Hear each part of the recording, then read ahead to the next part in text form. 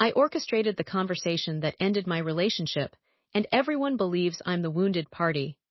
They see Daniel's new wife, their perfect heteronormative bliss, and they hug me tighter at parties, whispering how he couldn't handle my truth. What they don't understand is that I sharpened that truth into a weapon before I ever handed it to him.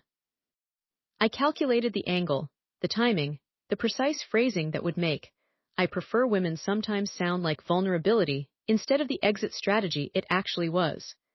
My entire social identity now rests on this foundation of being the queer woman abandoned for her authenticity, and I'm terrified they'll discover I was never authentic at all. I'll tell you exactly how I rehearsed it in the mirror, the specific twitch in his eyebrow I was hunting for, and the real reason I needed him to leave before I could admit I was lying. The lie started because I was bored. Not the shallow kind that a new hobby fixes, but the deep, cellular boredom of realizing you've built your entire personality around being the cool girlfriend who never complains. Daniel and I had been together 3 years, lived together for 2, and somewhere between the grocery lists and the way he chewed cereal, I became a ghost haunting my own life. I told myself it was his fault for being so goddamn predictable. He brought me coffee every morning without asking, remembered my mother's birthday, and never once questioned why I'd stopped initiating sex for 8 months straight. I was 27 and drowning in his competence. My sister Claire called it the golden cage, which infuriated me because she was right. I wanted to be the kind of person who appreciated stability, but I was the kind who craved the narrative arc of being complicated. At brunch with friends, I'd watch their eyes glaze over when I talked about Daniel's promotion, his marathon training, his anything. But when I mentioned, casually, that I'd been questioning things, their focus snapped back like I'd flicked a switch. That attention became addictive. I started dropping hints about my fluidity into every conversation, watching the concerned nods, the leaned-in postures, the way I suddenly mattered again. The coworker entered the picture slowly. Her name was Marissa, and she was everything I pretended to be: actually queer, actually interesting, with the kind of asymmetrical haircut that looks accidental but costs $200. She'd started at my firm 6 months prior, and we took the same train. Small talk became coffee, became her showing me photos from her last relationship with a woman who looked like a runway model. I felt ordinary next to her, which somehow felt more authentic than the life I'd built. Daniel met her once, at our holiday party, and later asked if she was always so intense. I snapped at him for being judgmental, but really, I was jealous she was real and I was performance. The small decision came on a Tuesday. Daniel had made pasta, the same Tuesday pasta he always made, and I sat across from him calculating how many more Tuesdays I could endure. He asked about my day, and I heard myself describe a meeting with Marissa in excruciating detail, her insights, her wit, the way she understood me. I watched his face carefully, hunting for the flicker of inadequacy I was planting. When he smiled and said, "She sounds great," I felt fury instead of relief. That night, I decided to have the talk. Not because I was confused about my sexuality, but because I needed him to feel the distance I'd already created. My journal entry from that night, which I would later claim was private therapy, reads like a battle plan. Make him feel like he's never been enough. Use the word preference, not identity. Let him think he's holding me back from my truth. I wasn't documenting my journey, I was drafting his nightmare. I spent 3 days crafting my script. The language had to be precise, vulnerable enough to be believable, sharp enough to wound. I borrowed phrases from Marissa's actual coming-out stories, filed down their authenticity until they fit my manufactured confusion. "I think I've been compartmentalizing a part of myself to make this work," I practiced in the shower. "It's not about you, it's about me being whole." The irony of that line made me smile. It was about him, specifically about making him feel he could never make me whole. I chose a Thursday evening because Daniel had a big presentation Friday, and I knew his emotional reserves would be depleted. We were on the couch, some nature documentary providing ambient noise, when I set my wine glass down with deliberate care. "Can we talk about something important?" He muted the TV, turning toward me with that open, earnest expression that made what I was about to do feel both easier and more obscene. The words came out exactly as rehearsed. I watched his face fracture in slow motion, first the confusion, then the dawning comprehension, then the desperate attempt to rearrange himself into the supportive boyfriend. "Thank you for telling me," he whispered, reaching for my hand. I let him hold it while I described this part of myself I'd been suppressing, each phrase a scalpel. When I mentioned that Marissa had helped me understand these feelings, I saw his jaw tighten. "Perfect. That was the exact twitch I'd been hunting. He asked questions, stumbling through territory he didn't understand, trying so hard to be an ally that he forgot to be a person. Are you saying you want to explore? The hesitation in his voice was delicious. I shook my head, the picture of tortured restraint. I don't know what I'm saying. I just know I can't keep performing a version of me that's only half true. The word performing was a gift I gave myself, a truth so buried in performance that he couldn't possibly excavate it. The first small consequence arrived that weekend. Daniel suggested we take a break from intimacy, to give you space to figure things out. I agreed with manufactured grace, but internally I panicked. This wasn't the plan. He was supposed to try harder, prove his worth, give me the power to refuse him. Instead, he'd gracefully stepped back, and now I was trapped in the narrative I'd created. I dismissed my panic as surprise and doubled down on my performance of confused vulnerability, crying in the bathroom so he could hear me through the door. His best friend Nate called on Sunday, inviting Daniel to a guys' night. I answered the phone, my voice still raw from strategic tears. When Nate asked how I was doing, I said, "Holding up, Daniel's being amazing about everything." The pause on his end lasted 3 seconds too long. What exactly is everything, Jenna? I gave him the rehearsed summary, heavy on the personal journey language. When I hung up, I knew Nate saw through me. But I told myself it didn't matter. He was Daniel's friend, not mine, and loyalty would keep him quiet. The second questionable decision came when I suggested Daniel read some queer theory, so he could understand what I'm going through. I handed him a stack of books I'd bought 2 days prior, their spines uncracked. Watching him struggle through Otter Lord at midnight felt like vindication. I was educating him, I told myself, not weaponizing knowledge I didn't possess. The deeper culpability I hadn't admitted yet was that Marissa had never been interested in me. Not once. Our train rides were my invention, a fantasy I'd constructed from her basic politeness. She'd mentioned a girlfriend in passing, and I'd spun an entire narrative of mutual understanding from a single conversation about podcasts. The truth bomb, the one that would eventually detonate everything, was that I'd cornered her at the holiday party and asked, in a voice thick with wine and desperation, whether she thought I seemed authentically queer. She'd looked at me with pity so profound I wanted to disappear. But I took her confused. I think everyone experiences attraction differently as validation and ran. By the time I was telling Daniel about my awakening, I'd already created an entire relationship with Marissa in my head, complete with emotional intimacy he could never match. The damage this did was immediate and irreversible. Daniel stopped asking about my day. He stopped leaving me notes. He began living with me the way you live with a ghost, quiet and careful, and I both reveled in and despised his caution. When he finally asked, trembling, if I was planning to be with women while we were together, I feigned offense. I can't believe you'd reduce my identity to cheating. The deflection worked perfectly. Now he was the insensitive one, the straight man who couldn't understand queerness beyond promiscuity. I watched him internalize this, saw him reading late into the night, trying to become the ally who deserved me. The "but you don't understand" justification became my shield. He didn't understand what it was like to perform a sexuality that wasn't yours. The cruel joke was neither was mine. The hidden action I hadn't confessed was that I'd created a fake email account. Marisalovswomen1989gmail.com, a name so ridiculous I almost laughed typing it. I sent myself messages from this account, little notes of encouragement and flirtation, then left them open on our shared laptop. Daniel saw them, of course. That was the point. I found him one morning, pale and staring at the screen, and when I rushed over to close it, I made sure my face showed the wrong kind of panic, not fear of being caught, but fear of my privacy violated. "You went through my email," I whispered, and watched him crumble with guilt. He apologized for 10 solid minutes while I hugged myself, the picture of violated trust. In reality, I'd spent 3 hours drafting those fake emails, making them seem casual enough to be real, intimate enough to wound. I'd created a digital affair with a woman who barely knew my name. The discovery happened on a Sunday afternoon. I'd left my actual journal, the real one, not the performance piece, on the kitchen counter while showering. Daniel never read my journals, never invaded my privacy that way, which was why I'd left it there. But desperation makes people do things they wouldn't normally do. He'd opened to a random page and found my battle plan, written in the same handwriting as my therapy entries, but with a coldness that didn't match the narrative I'd sold him. I came downstairs to find him sitting at the table, the journal open to the page where I'd written, make him feel like he's competing with an entire gender he can never be. The silence was so complete I could hear the fridge humming.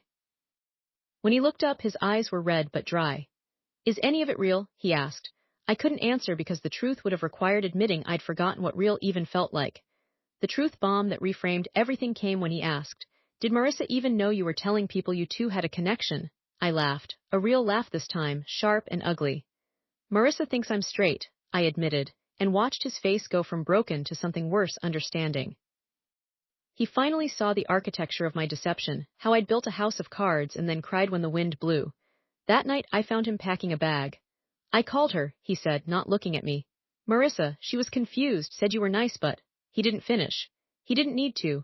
My entire performance had been for an audience of one, and that audience had just left the theater. The tease of something worse hung in the air between us, because Marissa wasn't the end of the story. She was just the character I used. The real secret, the one that would make everything else look like child's play, was that I'd met his new girlfriend before he had. The consequences multiplied like bacteria in a petri dish.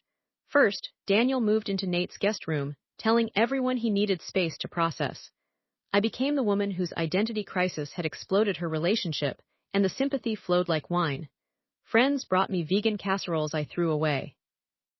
My mother sent articles about bisexual erasure.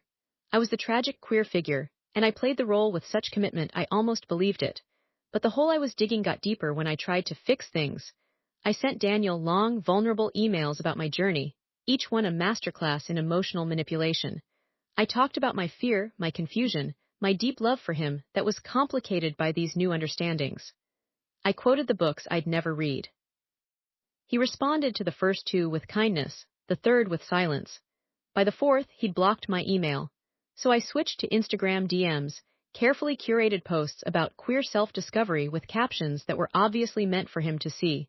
I was constructing a digital trail of my victimhood, and he was smart enough to know it. My internal justifications became desperate gymnastics. I told myself I was being brave, that most women suppress their truth for male comfort, and I was refusing. I posted about confet and compulsory heterosexuality, terms I'd Googled that morning. The irony was so thick I could taste it. I was performing the very authenticity I claimed to be discovering.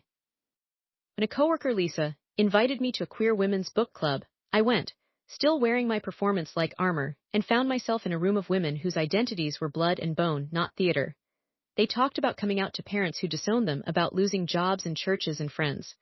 I talked about my boyfriend who'd been amazing but ultimately couldn't handle it, and watched their faces close like shutters. One woman, a butch mechanic named Frankie, asked directly, So you're bi?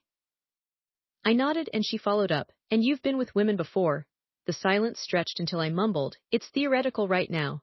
She laughed, not unkindly, but the kind of laugh that excavates. The spiral happened at a party I shouldn't have attended. Daniel was there with Nate, looking healthier than he had in months. I drank too much cheap wine and cornered him near the bathroom, whispering about how hard this all was for me, how I missed him, how confusing everything felt.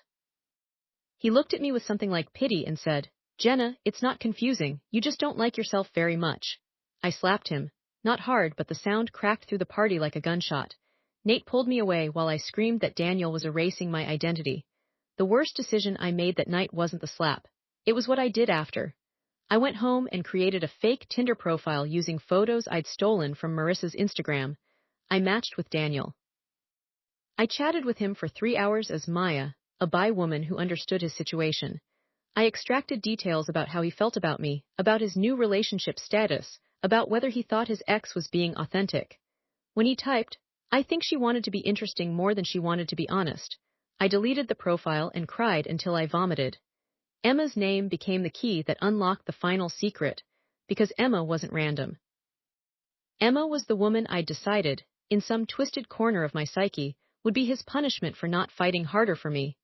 The emotional unraveling began with a dream. I was standing in our empty apartment, and every wall was covered with mirrors, but none of them reflected me. I woke up screaming, and Daniel wasn't there to comfort me because Daniel hadn't lived there for 6 weeks. That was the first morning I understood I'd exorcised myself from my own life. I started checking his location on the app we'd never unshared. I told myself it was safety, that we were still friends, that I was just making sure he was okay. But I was mapping his movements like a hunter tracking prey. Coffee shop Tuesday, gym Wednesday, Emma's apartment Friday, the dot lingering until Saturday morning. Each ping was a needle under my fingernail, and I couldn't stop pressing. The self-sabotage became performance art. I posted a photo of myself at a queer club, my face tilted up to strobe lights, caption finally finding my people. I wasn't there for more than 20 minutes. The photographer was a stranger who thought I was lost. I was. I deleted comments from actual queer women asking if I'd be at the next meetup, then left the post up for Daniel to see. He liked it at 2 a.m., which meant he couldn't sleep, which meant I'd gotten to him. Small victories in a war I'd already lost. My public facade was a masterpiece of curated tragedy. I gave interviews to our college friends' podcasts about navigating bisexuality in a straight-passing relationship. I wrote essays about comfort that got shared hundreds of times. I became the authority on a journey I'd never taken, and the accolades felt like ash in my mouth, but I swallowed them anyway. Privately, I was having panic attacks in my car between meetings, calling in sick to work because I couldn't stop crying, and stalking Emma's LinkedIn at 3 a.m. like it would reveal her weakness. I pushed away everyone who saw through me.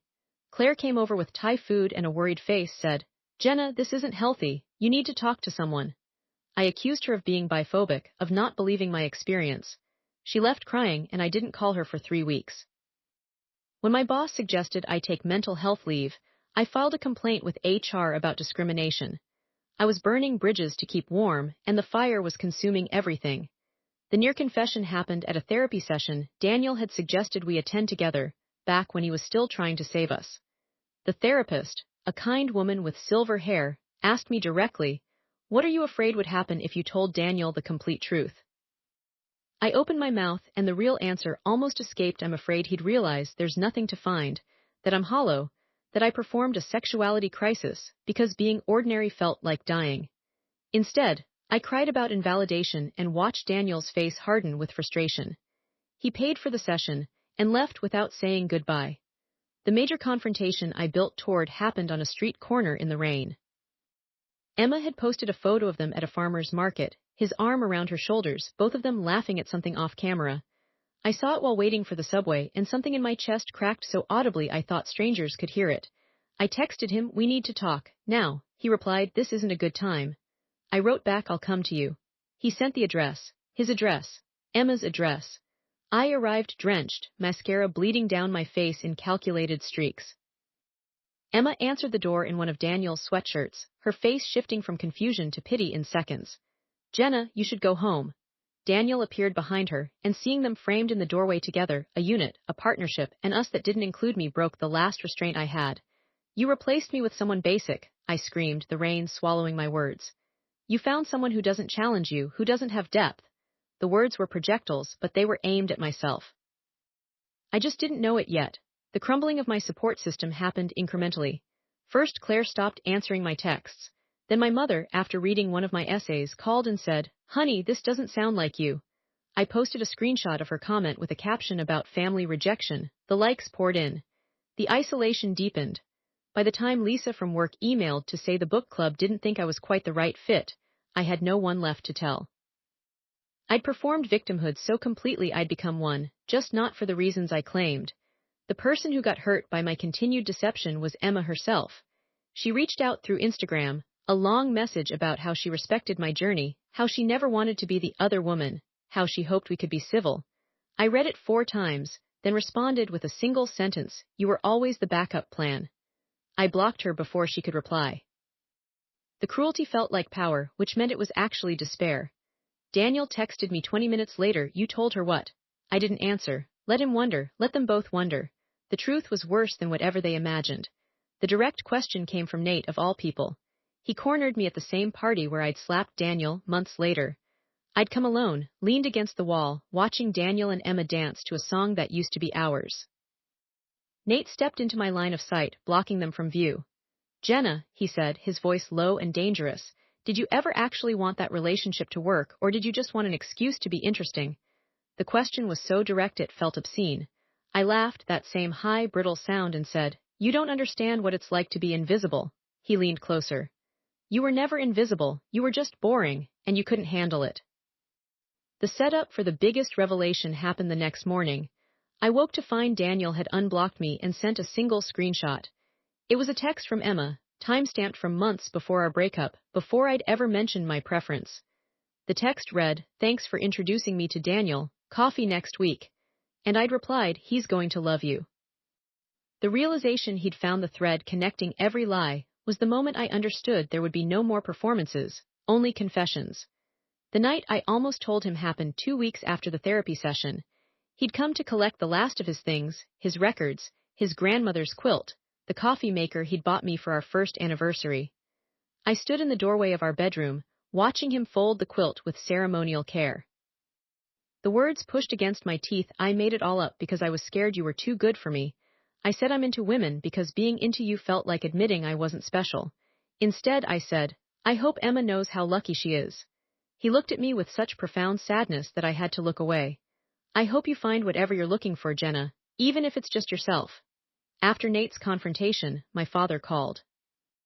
He'd seen my essay about family rejection and wanted to understand why I was telling strangers he hadn't supported me.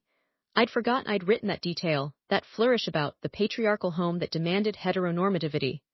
My father, who'd never cared who I dated as long as they made me happy, was hurt in a way that sounded like finality. "I don't know who you're performing for," he said, "but it's not us. And I'm not sure it's you either." My parents didn't call again for 3 months.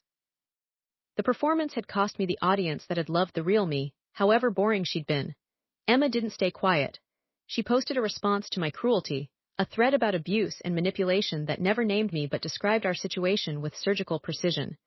"Sometimes the victim is also the villain," she wrote.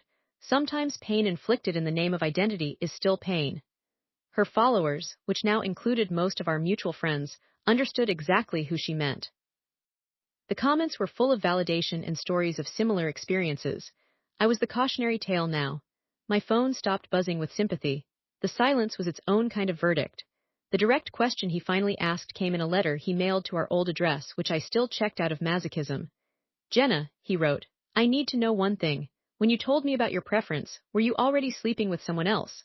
The question was so far from the truth it was almost funny. I wasn't sleeping with anyone. I was too busy performing desire to actually feel it. But I saw how the pieces looked from his perspective: the secrecy, the mention of Marissa, the fake emails. He thought I'd cheated because that would have been simpler than the reality. I destroyed us because I couldn't think of anything better to do. The final shoe dropped when I found their messages. Not Daniel and Emma's. I'd seen those already, had them forwarded to me by a friend who thought I should know he was moving on too fast. No, these were older. Messages between Daniel and Marissa from that week after the holiday party. I'd given him her number, suggesting they should get to know each other since she was so important to my journey. Now I read his hesitant, "Hey, this is Daniel, Jenna's boyfriend," and her polite, "Nice to meet you," and saw the architecture of my own sabotage from their perspective. They were two people being polite, being kind, while I built a conspiracy around them. The timestamp showed I'd sent him her number at 11:47 p.m., after he'd already fallen asleep. I'd been planning his replacement before I'd even articulated my own supposed truth. The worst truth, the one I'd promised to reveal, was that I didn't prefer women sometimes. I didn't prefer anyone. I was attracted to Daniel, had been from the start, but somewhere along the line I'd learned that having desires that could be simply met was a kind of death. My entire identity was built on being the person who wanted what she couldn't have, who was too complex for simple happiness. When he brought me coffee and remembered my mother, I felt my narrative collapsing into something terrifying: contentment. And contentment felt like anonymity. So I manufactured a crisis.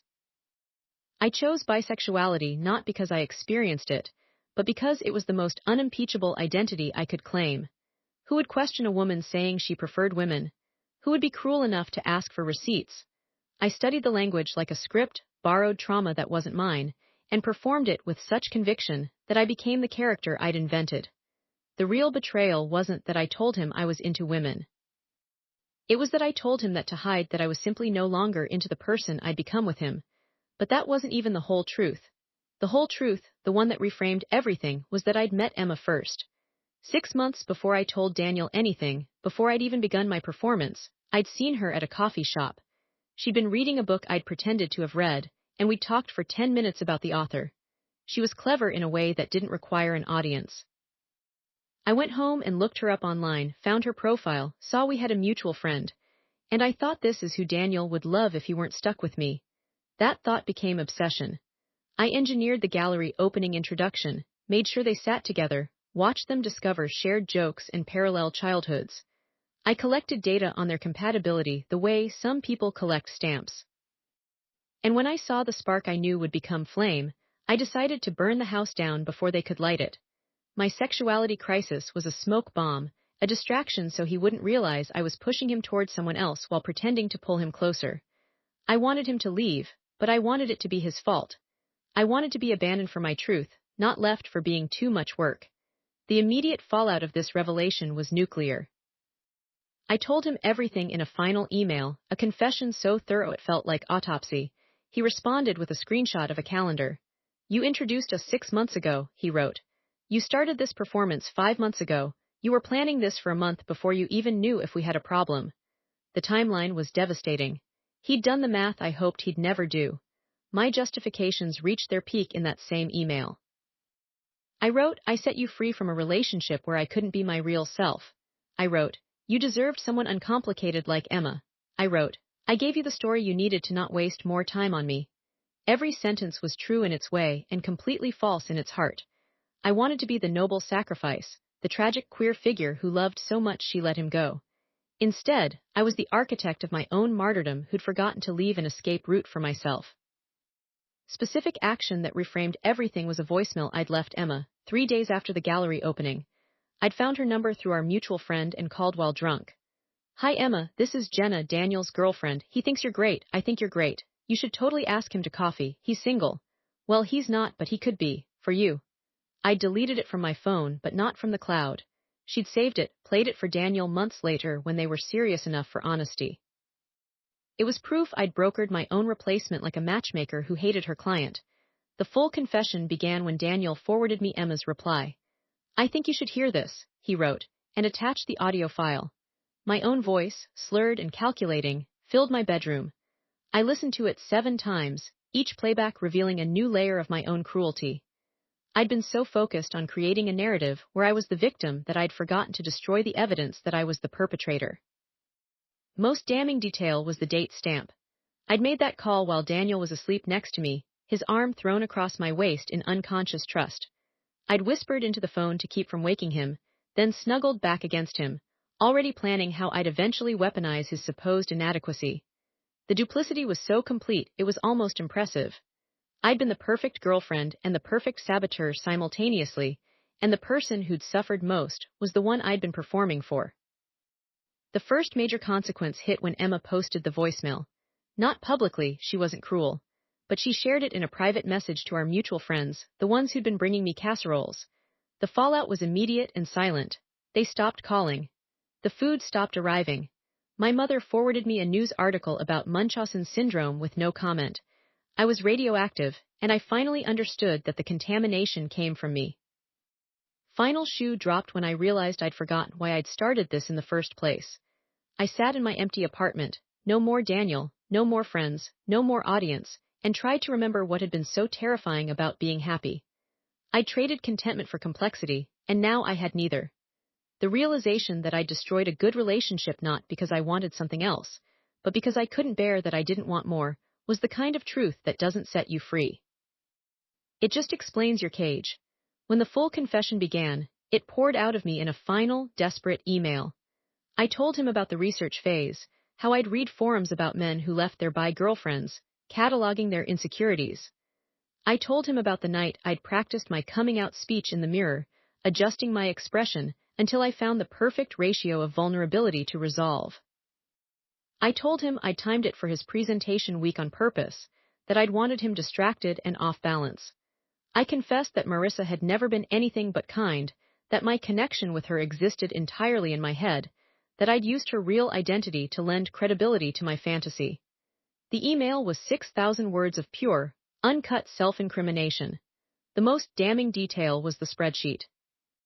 I'd forgotten I'd made it, a color-coded document titled Exit Strategy with tabs for emotional impact, social narrative, and timeline. I'd tracked his reactions, logged which phrases made him withdraw, which made him try harder.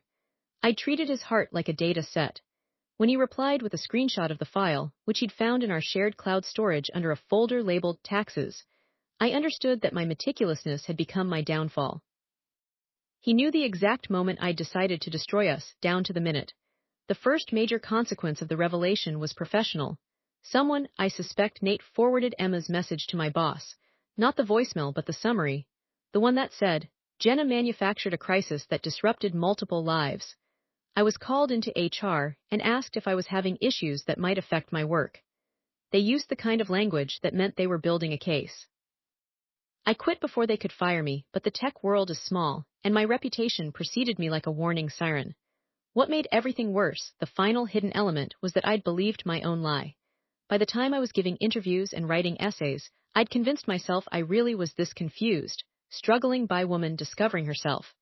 I'd studied the rhetoric so thoroughly it had rewritten my memories. When I cried in therapy about my journey, those tears were real. I was mourning a self that had never existed, and the grief was genuine. I'd performed authenticity so well I'd become my own audience, and the show had destroyed the theater.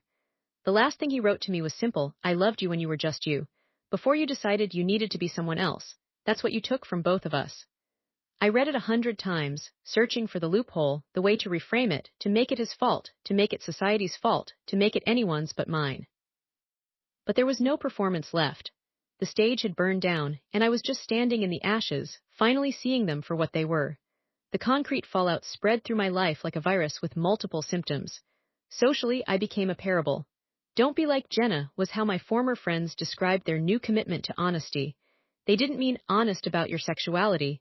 They meant honest about your intentions.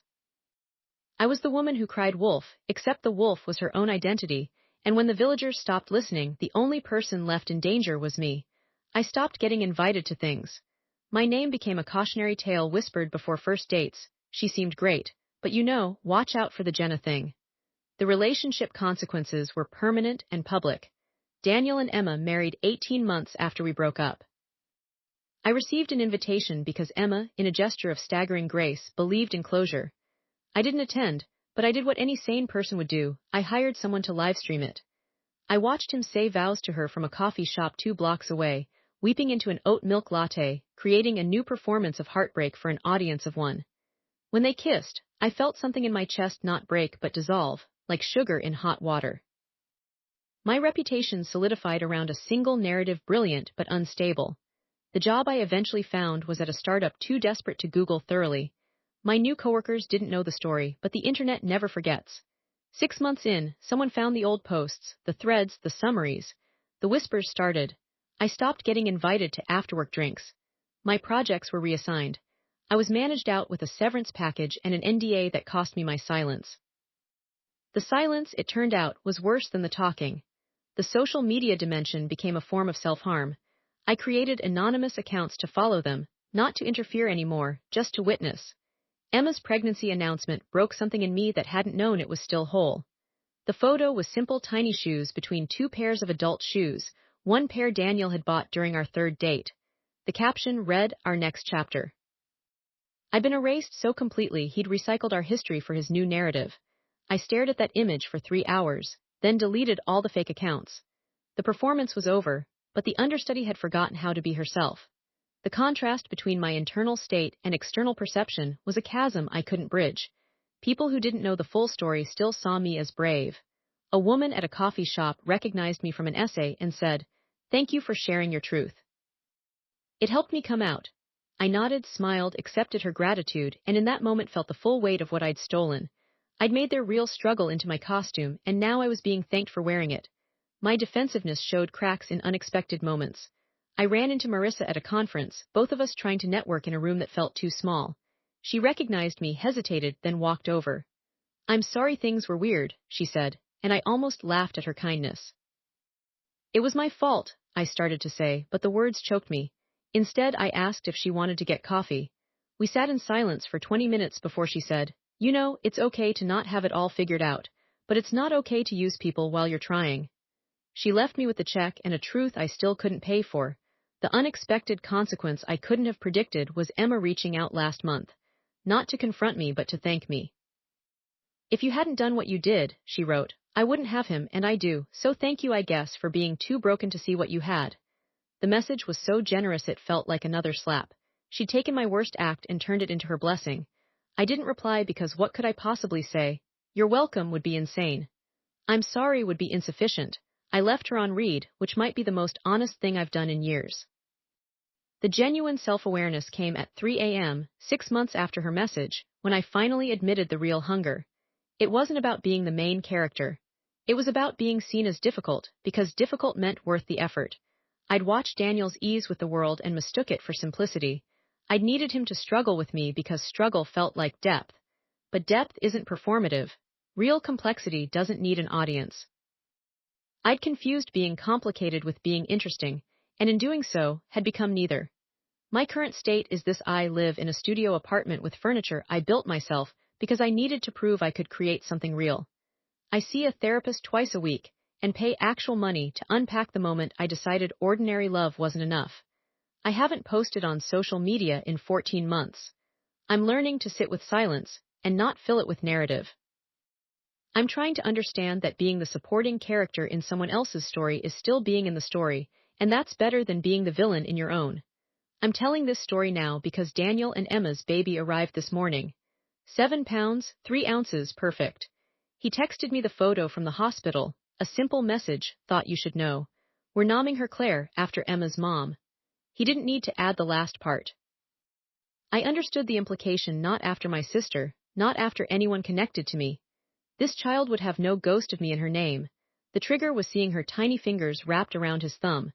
That gesture of trust, of pure, uncomplicated love, broke something I thought had already broken. I realized I'd been waiting for a sequel to my performance, a chance to show them I'd changed, that I'd become the person I'd pretended to be. But this photo closed that door. Their story had moved on, and I was still standing in the ashes of the prologue. This ties back to the opening confession, the one about orchestrating the conversation that ended everything. Yes, I told him I preferred women sometimes. But the real confession is that I told him that because I couldn't admit, I preferred the idea of being wanted more than I wanted him specifically. I told him that because being bisexual seemed like a get-out-of-boredom-free card. I told him that because I was too much of a coward to say, I'm leaving because I'm empty, and I don't know how to fill myself without draining you.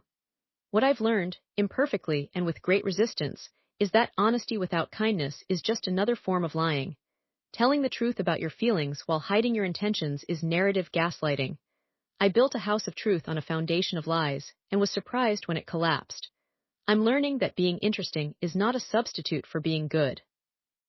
I'm learning that complexity without compassion is just chaos. The moral ambiguity, of course, is that some good came from my destruction. Daniel is happier, Emma is radiant. Their child exists because I created a vacancy I thought he could never fill. The ends don't justify the means, but they do complicate the story. I didn't set him free, I pushed him out a window and called it liberation. That he landed on his feet doesn't absolve me of the shove. I don't know if I'm a better person now. I know I'm a quieter one. I know I haven't invented a crisis in 2 years, which might be a record. I know I let someone buy me coffee last week without calculating how to make them need my approval. Small steps, but they're mine, not a performance. So here is the final confession.